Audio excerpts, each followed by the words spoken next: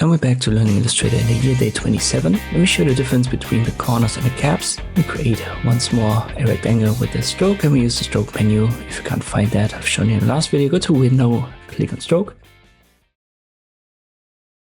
So we've talked about the corners in the last video, but there's also a cap function above. And if we use that here, nothing seems to happen. And that is because caps are for start and end point of paths, and corners are for turning points, you could say. And most shapes, like a triangle here, are closed shapes.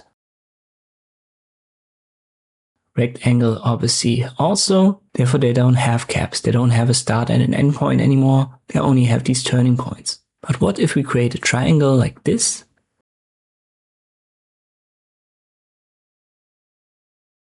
And I don't close the shape. Now we have a start point on the left hand side and an end point on the right. We also have a turning point at the top.